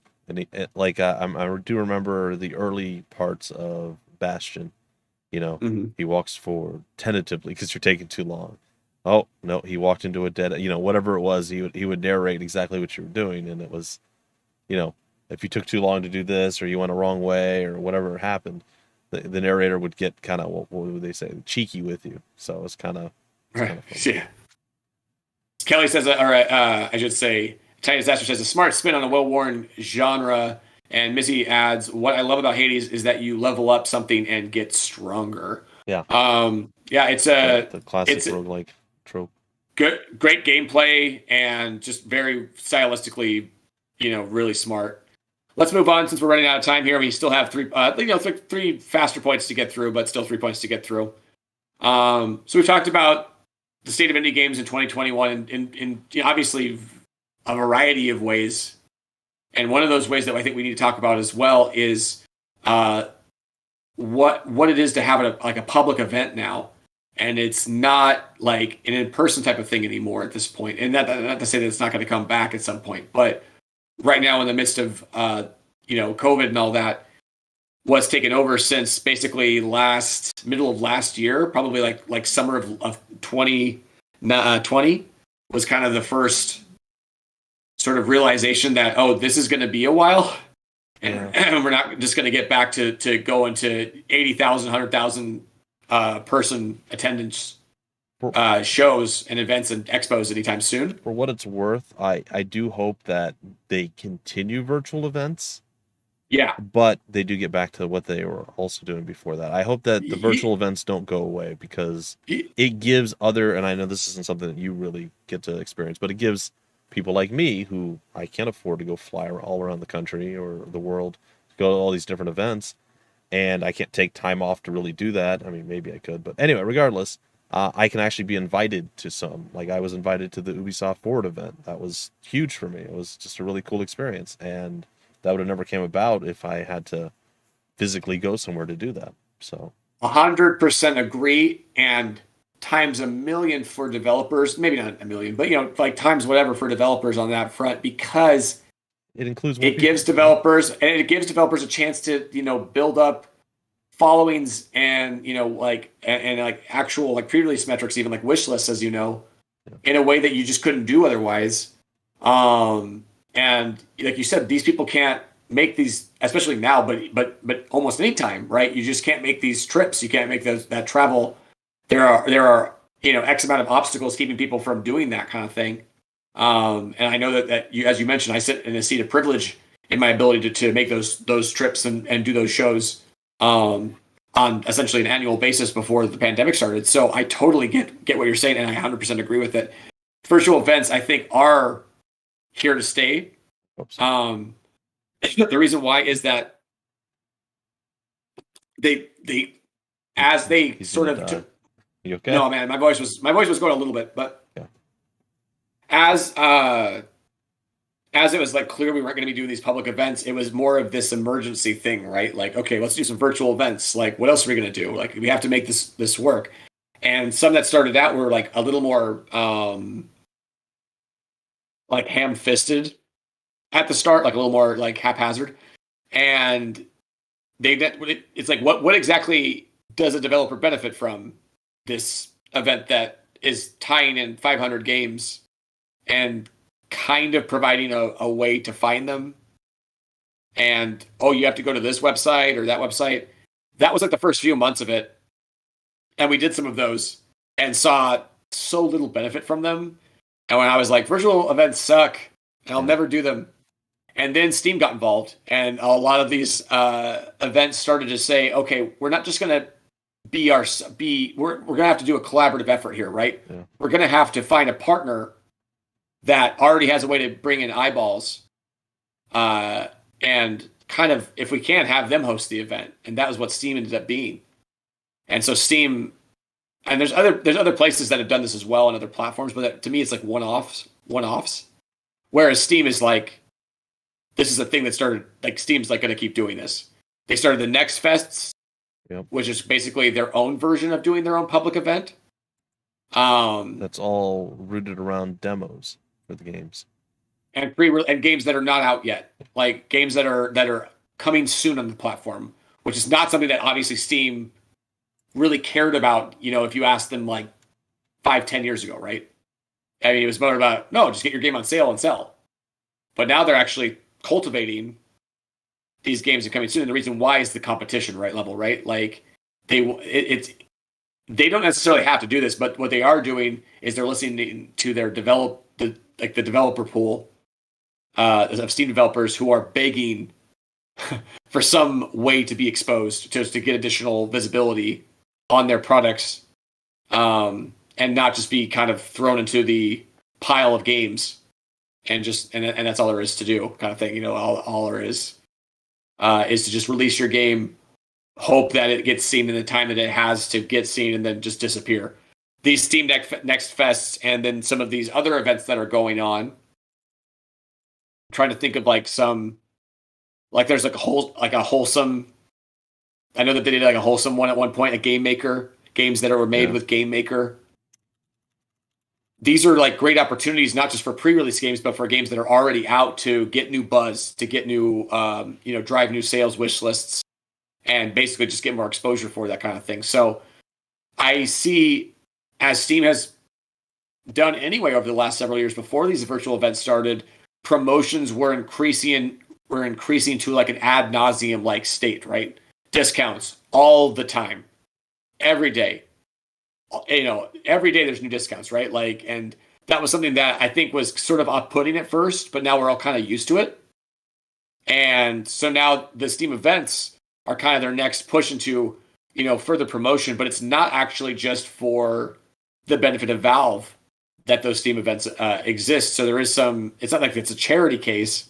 It obviously always, anything they do generally benefits them to some degree, or they're getting their share of benefit out of it. But they're willing to play ball with, smaller developers, smaller outfits, and organizations that are trying to get events going.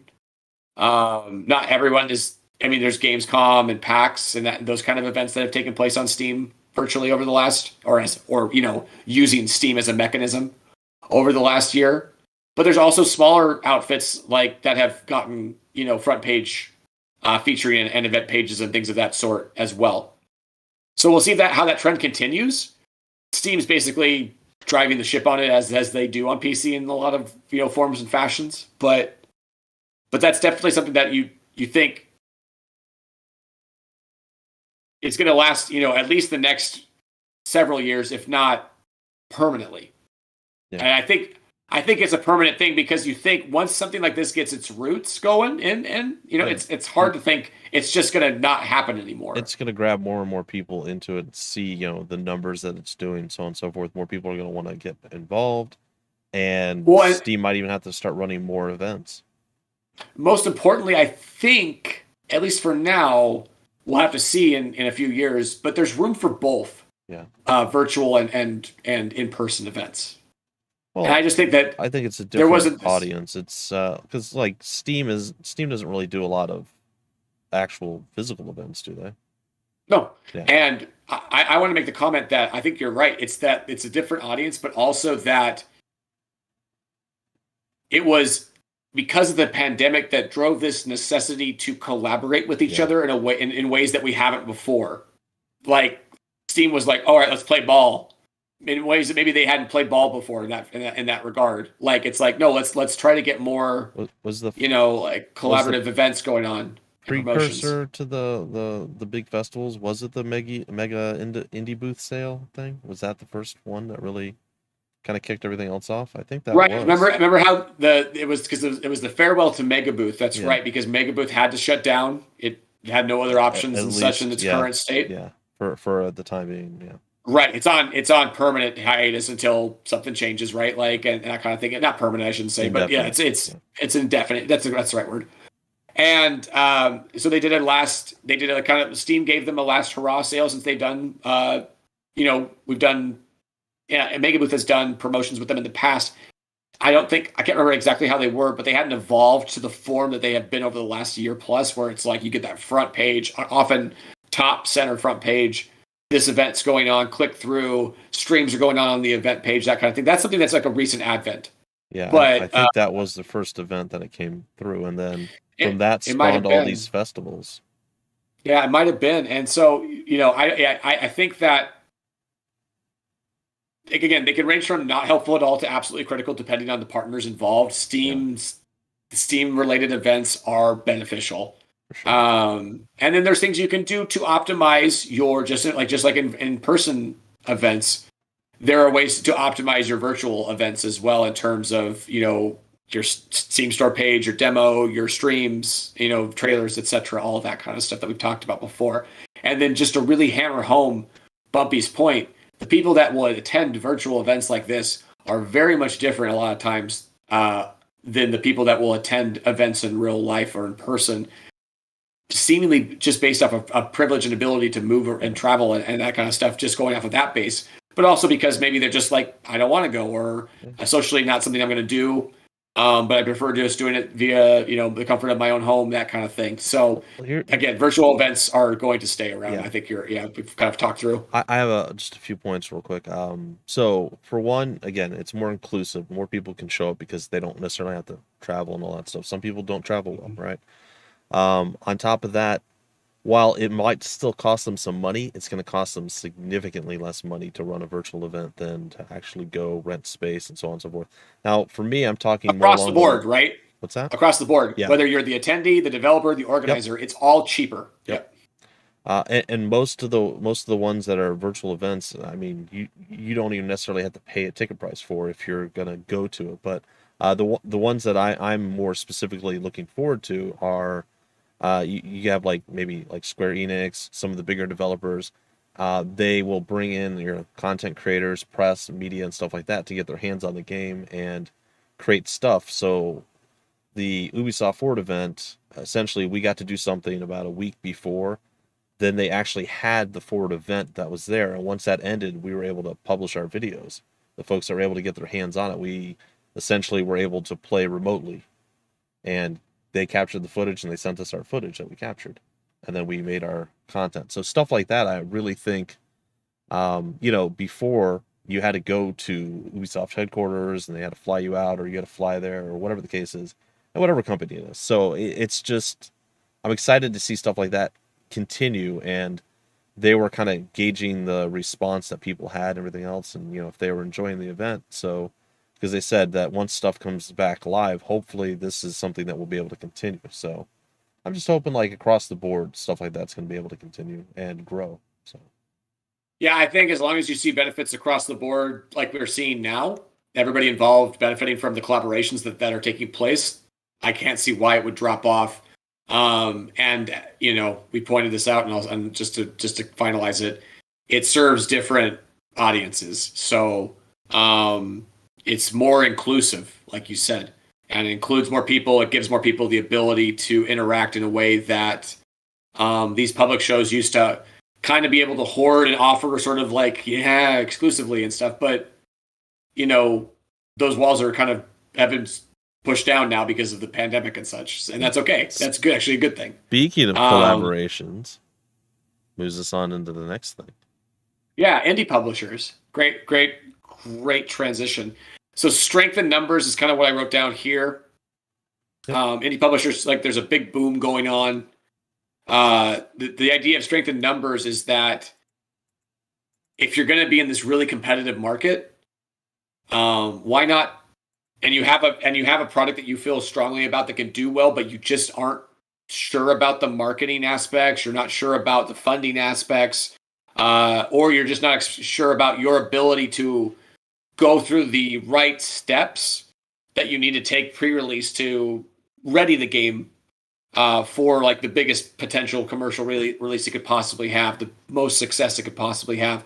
Partnering with an indie publisher probably makes a lot of sense in that case, because they're going to give you the opportunity they're going to have their own audiences to work with. You have to understand that there's a lot of caveats with this that you have to keep in mind. It's not like they necessarily just have audiences sitting there that are going to play every one of their games. We know that working with Whitethorn, a lot of people that play Lake aren't going to play a lot of the other games that Whitethorn represents. A lot of people that play Calico maybe not play Evans Remains, et cetera, et cetera. So you have to understand that there's a general audience, but there's also like, that's going to be less so total than that come along with you on every single game with that indie publisher. So something like as a caveat to think about. But that if they're a veteran team, that they go take you through the right steps that you think, I don't know these steps by myself. Indie Bro's kind of similar in that regard, right? If you need someone to help you through the steps, but I think indie publishers offer this as well. You have to think about, if I'm going to partner with an indie publisher, what's the value there? Why am I doing that? What am I getting out of this?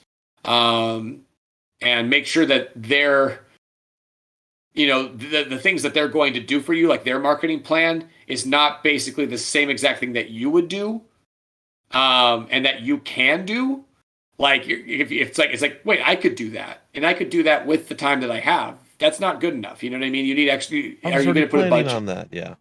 are you going to put money into this? Are you going to put a budget into this? That kind of thing. Or are you paying to help me finish the game? Like we said, is there funding help with that? And then of course, you're going to have to negotiate and make sure that whatever contract you sign, you're happy with. You're happy with making that partnership and making the sacrifices that you need to make that partnership as healthy as possible without getting fleeced or being put in a bad situation or in a position where you're regretting things down the line. You have to have a lot of thought with that, I think. But and then of course, like, you should shop around, right? Like, there's a ton of indie publishers out there right now. You should be looking for obviously legitimate publishers that have a good rapport, that you could maybe even reach out to some developers and say, how was it? How, like, maybe privately, DM or email a developer that worked with a publisher and say, hey, what was the experience like with them? And maybe you'll get a nice response, or maybe you'll get some inside information that you're like, I'm glad I knew that about them before I proceeded forward with trying to pitch my game to them. So there's a lot of understanding of, like, finding the right fit if you're a developer as an indie publisher. Indie publishers also are able to do things that indie developers alone often aren't. Like, indie publishers are able to get their own Steam events. We've seen they can leverage their entire library versus just a single game. And that's key, right? Like, don't team up with an indie publisher who doesn't know how to leverage what they already have, because they're not going to be able to figure things out any further than you are with your game. You want someone that when you partner with them, you're like, they're going to be able to do things that I don't think I could have otherwise. However, whatever that ends up being. But there are more indie publishers in 2021 than ever before.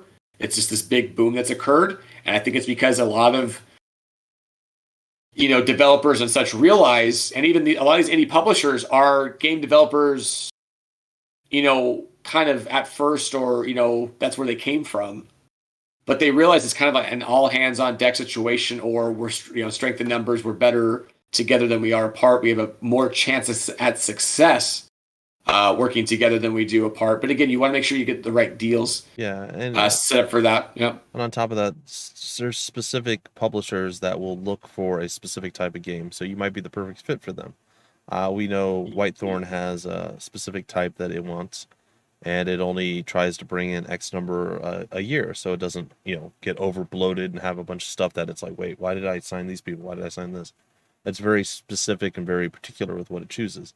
And I'm sure there's a lot of indie publishers out there that do that. Yeah, and to a lesser extent, like Raw Fury and Devolver Digital definitely have their own kind of, at least, like, you got to fit a few requisites, I think, to fit in with their games, and that's something that you as the developer should be thinking of, in sort of inversely, right? Like, or whatever. I should be looking for publishers that are best fit for my game. Like, because obviously that benefits them, but it really benefits me too, right? It benefits me to find publishers that have already sold games that maybe fit the art style or the genre or the vibe in Whitethorn's case, right? Wholesome. The genres are all over the place for Whitethorn's games, but short narrative, wholesome games seem to be kind of like the main through lines, right? Like the motifs of, like, the Whitethorn's products. So, understanding, like, I'm not just going to go out there looking for the best possible money deal I can get, knowing that contract might be doom and gloom after a while, or, how much do you have to recoup, before, how much are they trying to recoup on their payment to you before that you start making money on your game as well. Important aspects to kind of think about. Are you getting money up front, or are they paying for other stuff? What are they paying for? All that kind of stuff. You need to know. If you have a lawyer buddy or anybody like that can take a look, always good to have, to make sure that there's nothing in those contracts that bad news. If not, maybe someone else just that you trust that can sanity check for you, that's willing to, go through a contract, which is not, it's like asking someone to help you move. You know what I mean? So it's not like it's a test of a friendship when you ask someone to read it through a contract for you that's not their own contract, but something like that. And as you mentioned earlier, pretty much the same thing he's saying with indie publishers, it does apply to PR folk as well. I mean, that's, we do a lot of the PR side of things. So there are going to be specific PR groups out there that are going to fit your needs better than others. That's why it is important to look around, and it is important to talk to people and see what they can offer and, their plans and everything else. So Yeah, I mean, same situation, really. 3 developers could look at Evolve, Sandbox Strategy, and Indie Bros, and all 3 of those could decide each one is the right fit for them. It's very possible that talking to different PR firms, you'll get certain feelings with, you'll get certain assurances with. They'll present something to you that you didn't expect. Like, whoa, these people are really invested in my game. You know what I mean? Like they took time to look into this before this meeting. And that's something that I always try to do, right? Is like, if we're going to have a meeting, I'm going to bring notes to the table. I'm not just going to be like, yeah, who are you? And what do you do? Like, it's just not going to, we're going to go places there a lot of times. And a meeting is valuable time for both of us, right? We want to make sure that we're spending important time there. So, yeah. So, indie publishers, it's definitely an option to go now, especially if you're going that premium route and I have something here, but I don't have the whole puzzle. I don't have all the pieces of the puzzle necessarily, especially when you're talking about the intangibles and the things outside of like the direct development, funding and marketing and exposure, getting the word out, clout, like legitimacy through being published by blah, blah, blah is going to give you, more credit than you would have otherwise, right? In a lot of cases. So peace of mind too. That's a big one. One. Yeah, especially if you're able to just like the subscription services, right? It's if you can get that up front, even if you don't get to see the sales at the afterwards, you've already secured your peace of mind to move on to the next game. That's brilliant, and that's something that you would want to fight for in most cases, I believe. I'm not trying to speak for everyone, but to take out the gamble of just trying to see if the game sells enough copies to get through seems a smart decision. That being said, did you know that free games still have value though? Right. So I think we've talked about the state of indie games in 2021, and we talked about it mostly in the commercial sense, but also if you're a hobbyist, if you're just starting out and you're going, how do I get into this competitive market? Then it's like we've had these conversations. I feel like every week, if not every other week, Bumpy, we have this conversation of you need to look at this thing as like a step-by-step, long-term, staircase or ladder or whatever. Yeah. And your first step, probably if you haven't taken it yet, isn't necessarily like, or if you're just diving in, your first step probably isn't going to be a commercial release. It needs to be something that is not going to take up maybe a long time for you to do. Rather, something that you could prototype and see if that's worth maybe pushing a little further. And then hopefully the scope is small and you release something small and people like what you bring to the table and you get sort of a little bit of community built off of that game and you go from there. We've talked about this process before. So it's still a place for free games, right? This 2021 market, because of the fact that you can gain valuable exposure and experience through those things. And you don't have to worry about, is it going to be a commercial success? Am I going to have to worry about sales? Because sometimes just looking at numbers in any form is dreadful and sucks. So if you're like, hey, I'm putting out something that I loved, I worked on, I am passionate about, I'm putting it out there, we'll see how it does. If people like it, cool, maybe I'll pursue it further. If people don't like it, well, I'll tinker around and, there's no real pressure for me to do anything more. And or move on, because there's no commercial pressure, like you mentioned, for it to sell a certain amount of units or anything like that. You're free, right? Because it's free, your freedom to do what you want to do is more vaster. So it's you also build up a little bit of let's say you release a free game and then like 2 years down the road you're gonna release something else that you're gonna try commercial success for. If you're a nobody, you're just starting off, nobody knows who you are. This is a way of building some goodwill. It's a way of showing kind of what you're about and building a little bit of momentum in the community to lead you into your first commercial attempt. And the example we still give, which I think is as relevant today as anything, because I think you could still do this today where it started 10 plus years ago, is Tome. And if you look at Tome, it was originally a free game. It eventually Still moved kind of on is. to having, still kind of is, still offered at a way where it's like it's way more than a demo. The version that you can you have access to, but the Steam version has some enhancements and some additional things, and that has a premium price. And then he also offers some cosmetic microtransactions in there as well. A fair premium price, which is crazy. Yeah, very low premium price, by the way. And he's the developer's taken a lot of care in cultivating what has been a really successful free game and earning revenue off of it without offending the player base that's already involved with it and the new players that are coming in as well. And so it is an opportunity. If you see your free game is taking off in a way that you didn't expect it to, don't just think that it's like there's no way to make any money off of that. And don't just think that microtransactions is your only way either. There are ways to maybe parlay or leverage that. I can't talk about this yet, but we're working on a free game right now with one of our studios that I'm working on. And it's just not what you would expect a studio like this to do at this point.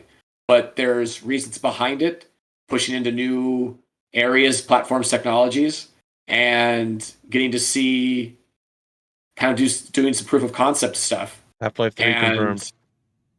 And so yeah, it's going to be really cool. I wish we were working with that still. It's probably still Valve, right? I mean, there's still a game development studio, right, at this point. So they did Alex. Sorry, that's true. It's true. No, it's true.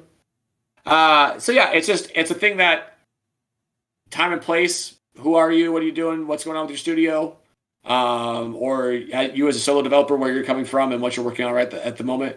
But there's a place for it. And again, I think it's the most frictionless way to get people to play your game is to make it free, right? Yeah. You're in a world where people expect things for either nothing or next to nothing.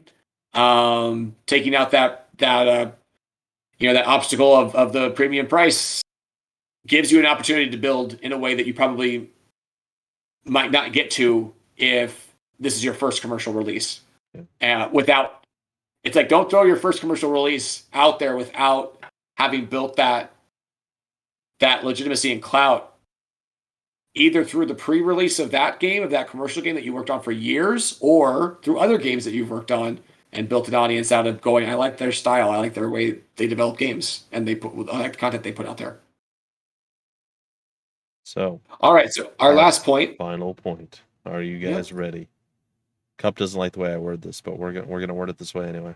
It's gonna make him cringe. You. Here we go. It was a good argument, and we ended up getting on the same page. The extras, I put quotes there that should make you happier. The extras are actually now essential. You can't just, I'm gonna make a game and release it on Steam and then walk away. It's not gonna work. The extras are now essential. I think that's the best way to sum it up. And because when I snarled at Bumpy when he originally called marketing and community building and social media extras, because I was like, hey, those are essential. He goes, yeah, but they're not necessary to complete a game and release a game. And I go, that is true. You do not need those things to commercially release a game on, whatever platform that you wish to release on in most cases. But maybe your success might not do, it kind of hinges on these extras, as we say.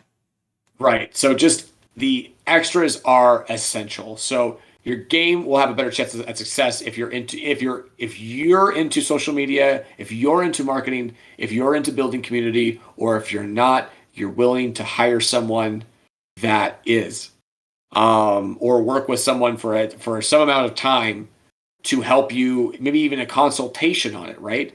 If you don't have the money to hire someone all the time, which I understand is a privilege and it's difficult to do, can you pay someone a one-time fee to consult and give you information that these are the things that, with your limited amount of time, you should be spending on, in addition to, making sure that your game is the best it can be. I just want to say that one of the jobs that I saw most requested for a long time. It hasn't been lately, ironically, but for a long time there was literally community manager.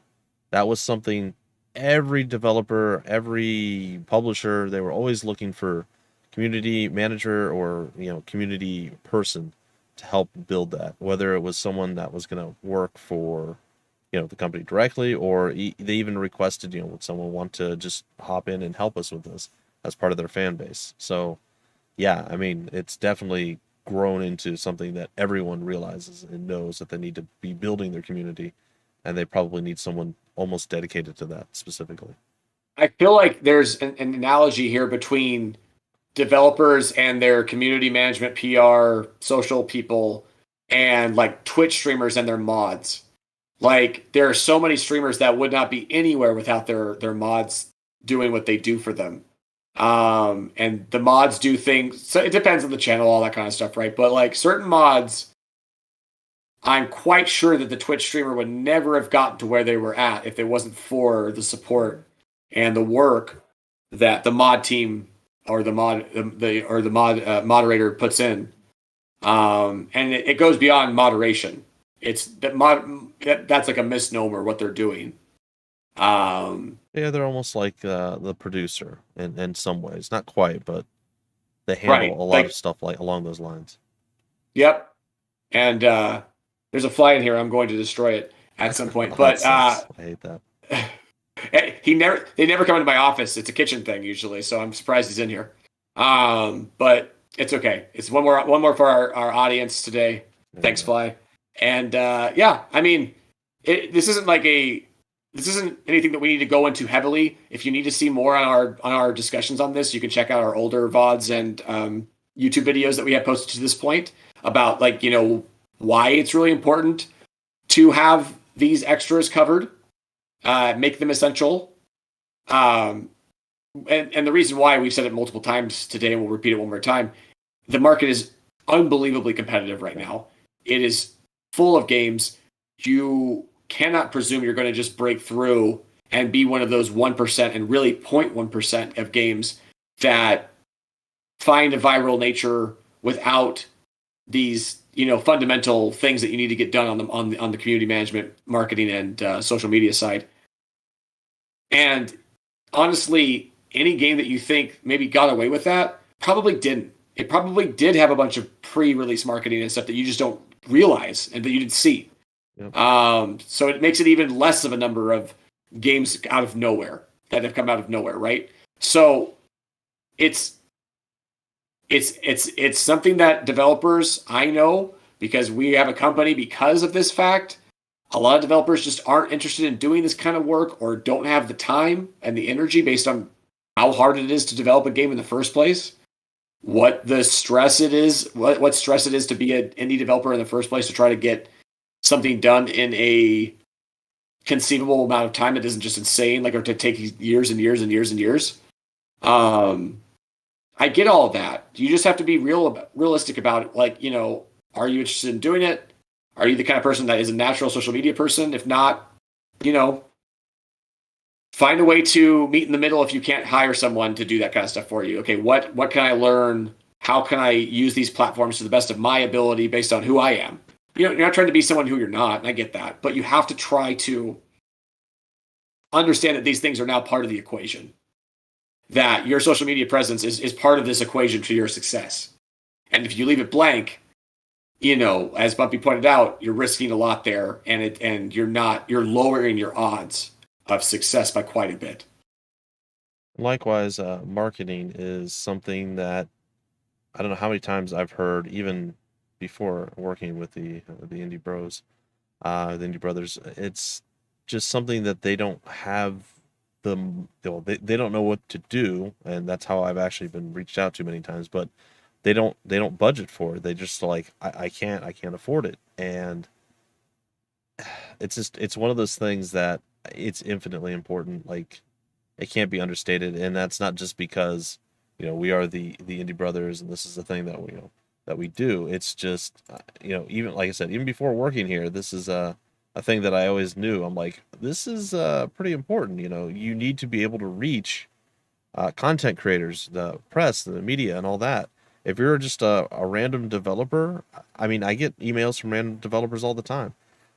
I honestly, I don't want to say I ignore most of them, but I have to skip a lot of them because I don't have time for everything. And then, maybe it's not presented in a way that I'm like, what are they doing? And I had to like read a couple paragraphs. I'm like, what? Okay, so I need to go here to do this. It just gets confusing. You're used to a certain form and formula and all this stuff when you're a content creator, and if it's not there, it's extra work for you. It's as you always say, trying to remove that friction. Trying to make things easier. And marketing is just it's a critically important thing that people I feel like people always forget about until like the 11th hour, and they're like, oh no, the game doesn't have enough momentum behind it. What do we do? And that's Yeah, it's too late, right? At yeah. that point, right? Like, I mean, most time, and or you're going to have to dig out of a hole that you've Yeah.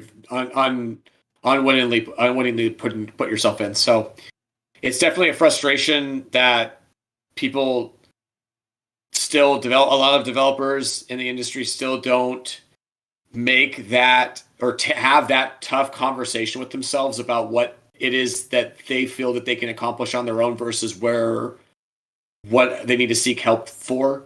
And do they want to hand over operations, or do they want to be consulted on and then make their attempts on their own? These are really important conversations to have with yourself as an individual developer or studio, to understand or to give yourself the best possible chance of success in a brutally challenging market. Because again, you have to get your foot in the door to begin with, right? And then you have to establish yourself as a solid, developer that can put out good content. And that stuff will start leading you to the places like we talked about at the start of this stream, like getting you in the door with major platform contacts and representatives to have conversations about, conversations that might sustain your company for years to come. So it's just really important to think about those kind of aspects when you go about your business, right? When you go about your business of games here, of developing games. Have an understanding of what's going on around you, which is so hard when you're head down and developing a game, I know. But it's called for. And go check out our talk on the old budgeting. What's it called exactly? How to budget for your game. We covered a lot of this stuff back in that chat as well. So I think that's pretty much everything. That's a wrap, man. I mean, we did pretty good. We're actually almost at 2 hours, so that went a little bit longer than what I expected, but that's okay. Yep. We hit a bunch of points, and my voice is just now about 12% dropping, so we're good to go. Like the phone battery, when it's at 12%, you're going, it's gonna slip pretty quick at this point. And then its screen goes into power saver mode. I just hate that when it's like I go from like 30 to 20% in about an hour, and then I go from 12 to nothing in about 2 minutes. I'm like, we gotta find a way to balance that out. That's one of the biggest things I hate about phones, and it depends on the phone. But as phones age, they go, we have no concept of what the percentage is now. It's like 12, 1, whatever. Like, well, okay. Ladies and gentlemen, next week, hopefully a tiny disaster will return to us and we will be 3 strong once more. Our goal, our topic for next week will be to, discuss ensuring your game stands out. Kind of one of the points that we sort of touched on in this chat today, a little bit earlier on. So getting to the guts a little more of that one. Yep. All right. Well, thank you for coming along, Missy, to the stream. Have a power cable close by to plug yourself in. Yes, Cup. We got to keep you charged, man. Well, thank everybody for joining us. We appreciate it, and hopefully you guys gleaned a little bit of knowledge that we had rattling around in our heads, and just enjoyed the discussion as a whole. And hopefully we'll see you guys next week. Same bat time, same bat channel. We're both on Twitch and on YouTube. I don't really have a YouTube link. It's just kind of there. Because we're not at the point where we can have the youtube.com, blah, blah, blah. It's not there yet. So you can find it on the Twitch channel, I believe. If not, I'll make sure I add it today. And you can cross-reference and overlink and underlink, and it'll be fine. Anyway, folks, that's it. We are the Indie Brothers. He is Cupogoodness. I am Bumpy McSquigums. Thanks for stopping on in, and we'll see you guys next week.